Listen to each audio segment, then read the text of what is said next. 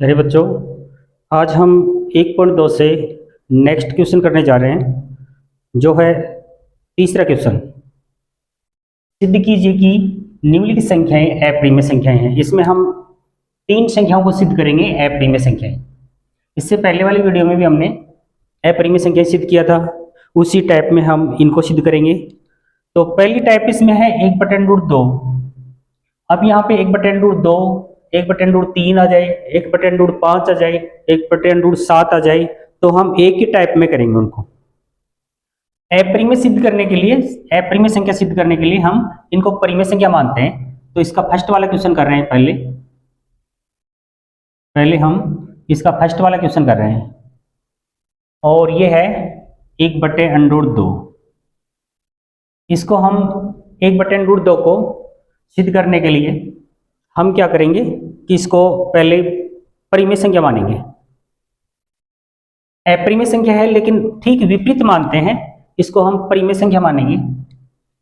तो 1/√2, तो यहां से लिखते हैं माना 1/√2 एक परिमेय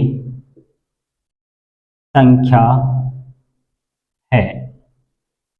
जैसे परिमेय संख्या हम इसको मानते हैं, तब दो पूर्णांक ले लेते हैं। तब हम दो पूर्णांक ए और बी यहां पर ले सकते हैं, या लिख देंगे प्राप्त कर सकते हैं। यानी दो पूर्णांक हम ले लेंगे ए और बी।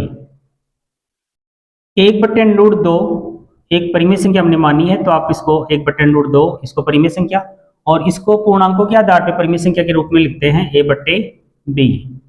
इस प्रकार लिख देंगे। उसके बाद आगे क्या करेंगे कि जो इधर यदि अंकों में यदि देखा जाए तो इनको इधर उधर करने से, वज्र गुणा करने से ये सेम टू सेम √2 की तरह बन जाएगा। यदि आप वज्र गुणा करके इसको सरल करते हैं, तो हम इसको दूसरे तरीके से हम इसको ऐसे करते हैं कि इसमें हर का परमेयगण कर लेते हैं। तो यहाँ पे हर का परमेयगण किस प्रकार करेंगे, जो 9th क्लास में भी आप पढ़ चुके हो, उसी तरीके से आप हर का परमेयगण करेंगे। तो हर में √2 एक अप्रिमेय संख्या है, और उसको अंश और हर में ऊपर और नीचे ऐसे इस टाइप में गुणा कर देंगे। इसको अंश में भी ले जाएंगे, हर में भी ले जाएंगे, इससे वैल्यू में कोई फर्क नहीं पड़ेगा। और इधर चल रहा है a/b। अब आप इनको गुणा कर लीजिए। √2 को 1 से गुणा करेंगे, √2 आ जाएगा। √2 को √2 से गुणा करने से 2 आएगा। वैसे तो यदि देखा जाए, देखो √2 गुणा √2, इनको गुणा करने पर √4 होता है। √4 इस यानी 4 का वर्गमूल की बात करें तो 2 होता है। इसलिए आप डायरेक्ट कर लेंगे, किसी भी √2 के मान को √2 से गुणा करके, और डायरेक्ट आप 2 लिख देंगे। कोई भी √2 को √2 से गुणा करेंगे 2 आएगा, √5 को √5 से गुणा करेंगे 5 आएगा, √3 को √3 से गुणा करेंगे 3 आएगा। इस तरीके से तो नीचे कितना हो गया, 2 बराबर a/b। अब जो हर में परिमेय संख्या बन चुकी है, यानी ये अंकों के रूप में आ चुका है, इसको आगे ले जाएंगे। हर में है, आगे जाएगा अंश में चला जाएगा। तो इधर बचेगा √2, और इधर हो जाएगा 2a/b। अब आप देख सकते हैं कि स्कीम में अंकों के रूप में 2 आ चुका है। तो आप यहाँ पर लिखेंगे, क्योंकि a और b यहाँ पर पूर्णांक है, तो पूर्णांक की वजह से ये जो पूरी की पूरी संख्या है, ये परिमेय संख्या कहलाएगी। तो आप यहाँ लिखेंगे क्योंकि a और b पूर्णांक है। यदि ये पूर्णांक है, इसलिए इसको क्या बोलेंगे, 2a/b, ये परिमेय संख्या होगी।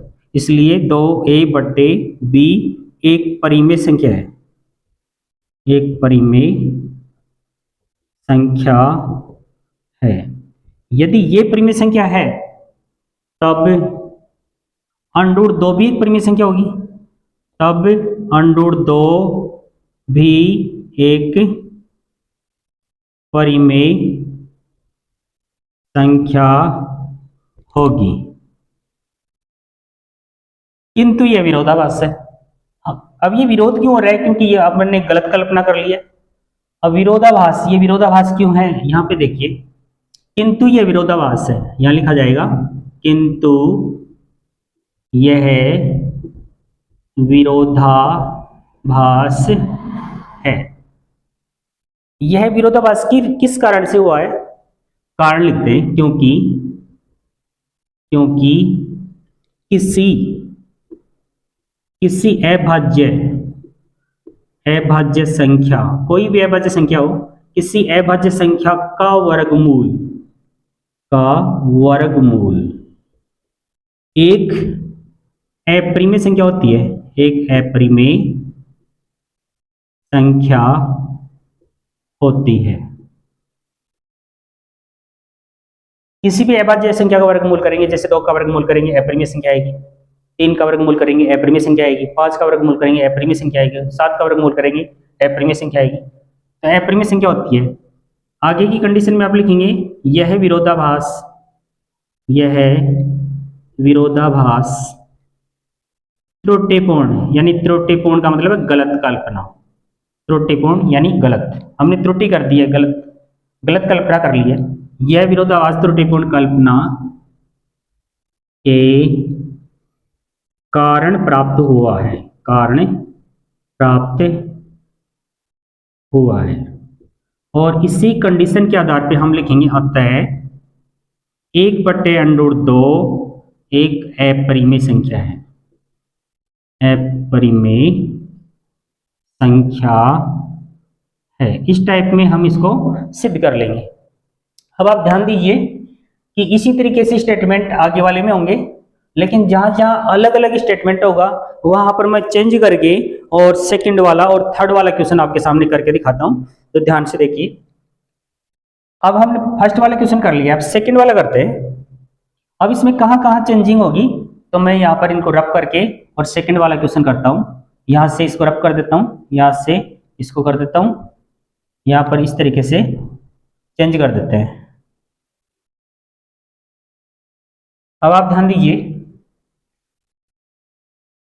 सेकंड वाले को करते हैं, ये सेकंड वाला है, और यहां पर आ गया 7/5। जहां जहां चेंज होगा वहां वहां मैं चेंज करता हूं, और बाकी सेम टू सेम स्टेटमेंट इसी तरीके से लिखा जाएगा।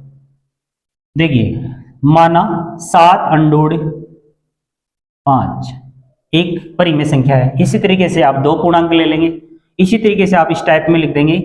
7/5 आप यहां लिख देंगे, a/b आ जाएगा। अब इसके बाद यहां से ये भी हट जाएगा। यदि मैं इधर √5 लिखता हूं तो ये 7 इसके गुणा में है, तो इसके बट्टे में चला जाएगा, यानी 7 यहाँ पे आ जाएगा। अब आप देखिए, इसके आगे कोई हर का प्रमीकरण नहीं होगा, क्योंकि इधर अंकों के रूप में 7 जा चुका है। तो आप यहीं पर इसी तरीके से स्टेटमेंट लिख दें, क्योंकि a और b पूर्णांक है, यहाँ पर चेंज कर दीजिए, यहाँ 2 हटा दें और यहाँ पर हो जाएगा 7। a/7b एक परिमेय संख्या है, a/7b एक परिमेय संख्या है, और यदि a/7b परिमेय संख्या है तो इधर कितना है √5, तब √5 भी एक परिमेय संख्या होगी।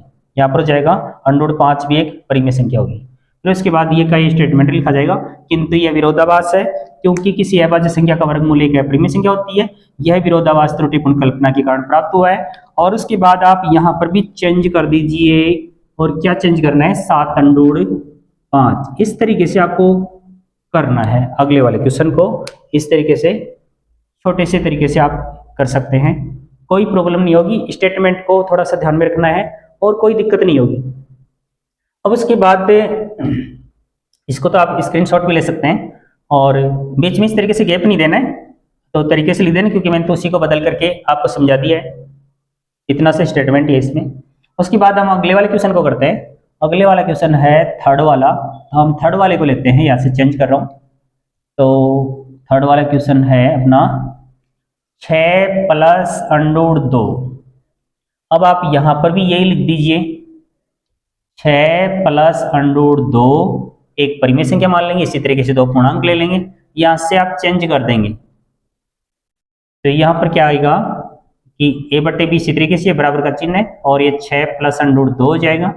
अब आप क्या करेंगे, 6 को आप आगे लेके जाएंगे, इधर प्लस का आगे जाके माइनस का हो जाएगा, तो यहाँ पे √2 बचेगा, और ये a/b चल ही रहा है, और 6 आगे जाएगा, -6 हो जाएगा।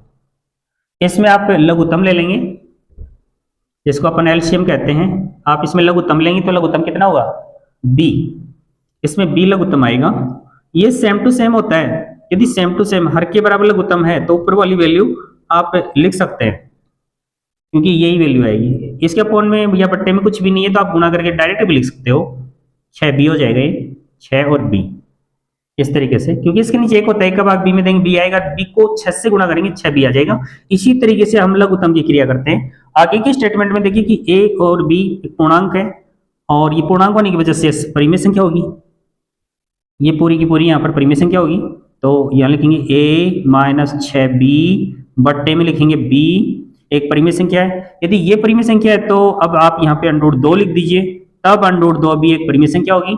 ये का ये स्टेटमेंट लिखते चले जाएंगे, किंतु ये विरोधाभास है, क्योंकि किसी अभाज्य संख्या का वर्गमूल एक परिमेय संख्या होती है, और यह विरोधाभास त्रुटिपूर्ण कल्पना के कारण प्राप्त हुआ है। लास्ट में आप इसको भी चेंज कर दीजिए, हमें सिद्ध करना था 6 प्लस अंडर 2, यहाँ पर लिख दीजिए 6 प्लस अंडर 2 एक अपरिमेय संख्या है।